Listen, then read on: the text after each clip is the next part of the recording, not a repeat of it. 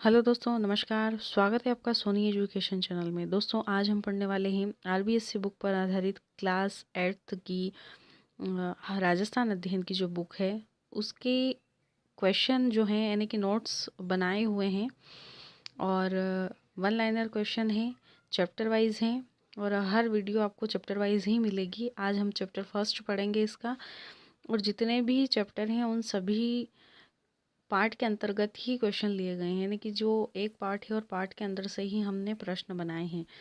ऐसा नहीं है कि अलग से कुछ लिया गया है। और दूसरी बात यह है कि एक एक लाइन के अंदर से हमने कोशिश की है कि प्रश्न बने, ताकि आपको अलग से कुछ पढ़ने की ज़रूरत नहीं पड़े। इसी के अंदर से आपका कंप्लीट कोर्स पूरा हो जाएगा और साथ ही साथ रिवीजन भी अच्छे से हो जाएगा। आपको मतलब बुक पढ़ने की इसमें ज़रूरत नहीं पड़ेगी। और अगर आपको लगता है कि नहीं हमें पढ़ना है तो आप पढ़ सकते हैं, लेकिन फिर भी इतनी कोशिश तो की है कि आपको बुक नहीं पढ़ना पड़ेगी। तो हम पढ़ेंगे आज पार्ट 1, 18वीं सदी का राजस्थान। प्रश्न देखते हैं। पहला प्रश्न है,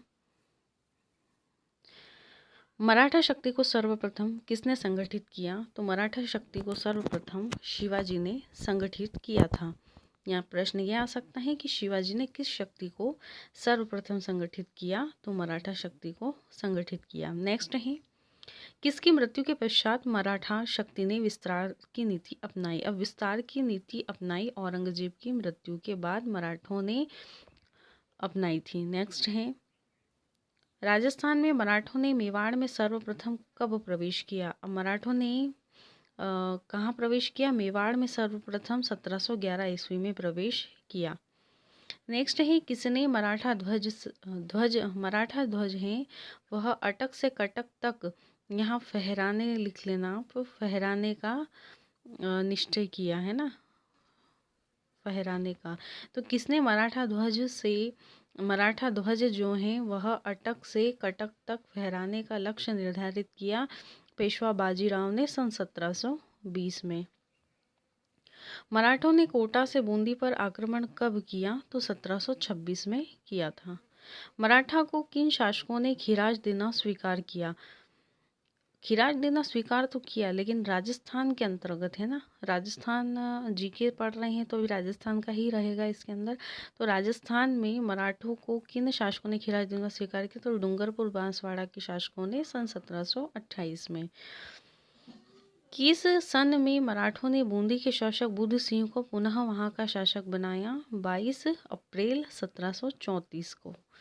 राजस्थान के राजपूत राजाओं में मराठों की बढ़ती शक्ति को रोकने के लिए यानी कि कौन सा सम्मेलन हुआ था? सबसे पहले तो हम ये देख लेते हैं। तो हुरड़ा सम्मेलन हुआ था। कहाँ? हुरड़ा भीलवाड़ा में। ठीक है। राजस्थान में मराठों की जो शक्ति बढ़ रही थी उसको रोकने के लिए राजपूत राजाओं ने हुरड़ा भीलवाड़ा में एक सम्मेलन बुलाया सन 17 जुलाई 1734 को। हुरड़ा सम्मेलन की अध्यक्षता किसने की थी? मेवाड़ के महाराणा जगत सिंह द्वितीय ने की थी। दूसरा, जगत सिंह द्वितीय कहाँ के शासक थे? मेवाड़ के शासक थे। पूर्णा सम्मेलन में किन शासकों ने भाग लिया? आमेर के सवाई जय सिंह, जोधपुर के अभय सिंह, नागौर के बख्त सिंह, कोटा के महाराव दुर्जन शाल आदि ने भाग लिया था। नेक्स्ट क्वेश्चन है आपका,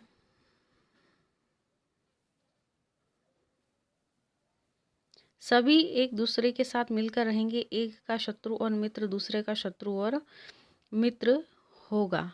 ठीक है। ये यहाँ से यहाँ तक जो अहदनामा है यह किस सम्मेलन में तैयार किया गया था? तो हुरड़ा सम्मेलन में तैयार किया गया था। किसने राजस्थान की नीति का आकलन करने के लिए अपनी माता राधाबाई को 1735 ईस्वी में राजस्थान में तीर्थ यात्रा पर भेजा? पेशवा बाजीराव ने।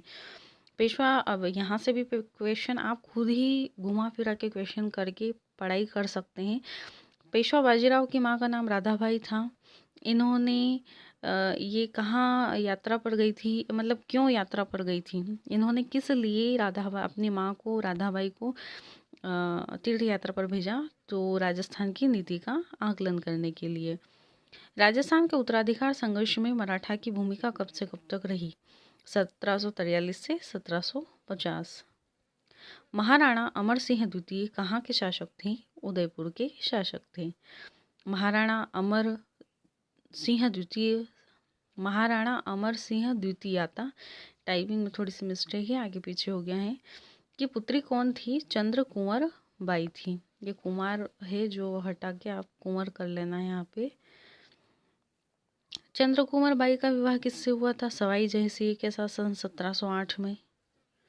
चंद्र कुंवर बाई का विवाह सवाई जयसिंह के साथ किस शर्त पर हुआ था? मेवाड़ की राजकुमारी चंद्र कुंवर बाई से जो उत्पन्न पुत्र होगा वह जयपुर के राज सिंहासन बैठेगा, यह शर्त रखी गई थी सवाई जयसिंह के साथ विवाह करने से पहले। सवाई जयसिंह की मृत्यु कब हुई? सन 1743 ईस्वी में। राजकुमारी चंद्र कुंवर बाई के पुत्र कौन थे? पुत्र माधव सिंह। माधव सिंह ने किसके सहयोग से सवाई जयसिंह के ज्येष्ठ पुत्र ईश्वर सिंह को चुनौती दी? अब माधव सिंह ने सवाई जयसिंह के ज्येष्ठ पुत्र था उनका ईश्वर सिंह के बड़ा बेटा ईश्वर सिंह था, उसको चुनौती दी थी अपने मामा महाराणा जगत सिंह द्वितीय के सहयोग से। किस मराठा सरदार ने माधव सिंह का पक्ष लिया? मल्हारराव होलकर ने। नेक्स्ट है, ईश्वर सिंह माधव सिंह के मध्य कौन से युद्ध हुए? राजमहल और बगरू के युद्ध हुए। नेक्स्ट है, या ये भी पूछ सकते हैं कि राजमहल और बगरू का युद्ध किसके मध्य हुआ था? तो ईश्वर सिंह और माधव सिंह के मध्य हुआ था। ये दोनों नाम अलग अलग हैं, आप कॉमा कर सकते हैं या ईश्वर सिंह और माधव सिंह भी कर सकते हैं।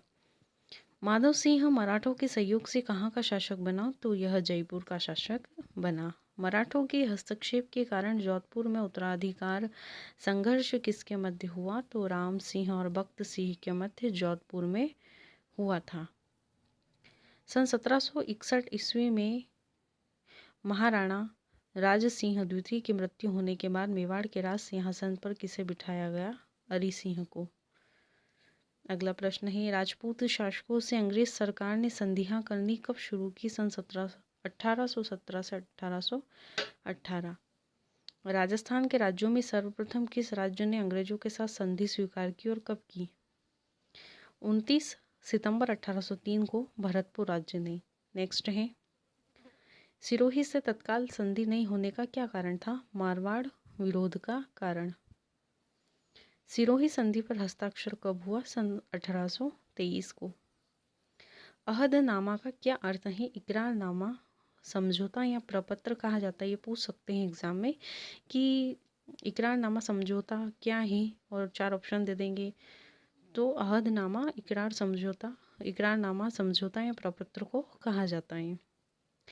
मराठों द्वारा अन्य शासकों से लिया जाने वाला कर क्या कहलाता है? चौथ कर कहलाता है। और ये मराठों द्वारा है ना, मराठों द्वारा ही जो कर लिया जाता था उसे चौथ कर कहा जाता है। कृषि भूमि पर लगने वाले कर को क्या कहते हैं? तो उसे खिराज कर कहते हैं।